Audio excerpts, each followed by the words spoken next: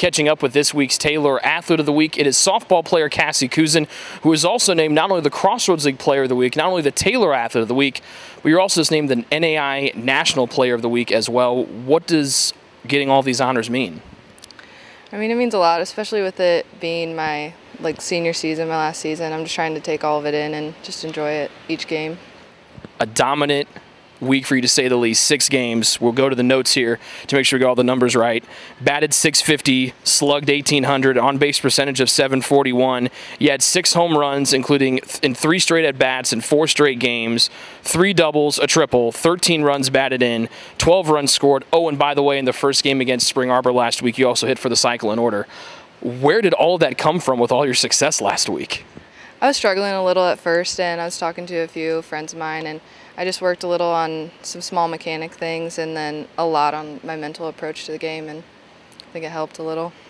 Was it kind of a momentum thing when you got the first 2 there in that first game against Spring Arbor and just kind of kept it rolling, maybe put you a little bit more at ease? Yeah, I think it gave me kind of a bit more confidence going up to the next at-bat, and then just continued. So I mentioned you hit for the cycle in order in that first game against Spring Arbor, but you come up, there are 2 outs in the top of the 7th. You and your team are down 5-3. You get a 2-run home run to tie it up. That sparks a 9-run top of the 7th. What did it do for you as one of the senior leaders for the Trojans to get that game going in a game that you guys were trying to find your rhythm in and battle back into the league standings?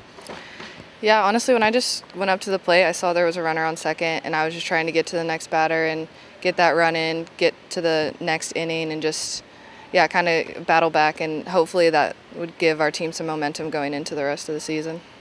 Your performance last week really was the highlight of a dominant week at the plate for you and your teammates. Obviously, the weather plays a factor in trying to get into your rhythm at the plate, but what do you think last week can do, not only for you for the rest of the season, but for your team as well, with a lineup that we know has a lot of power up and down the order? I think it just gave us a lot of confidence. Every person, 1 through 9, confidence when they're going up there, they can get a hit, they can score runs, and regardless of the score, we're going to put up a good fight in any game. Well, Cassie, congrats on a great week and good luck with the rest of the season. Thank you.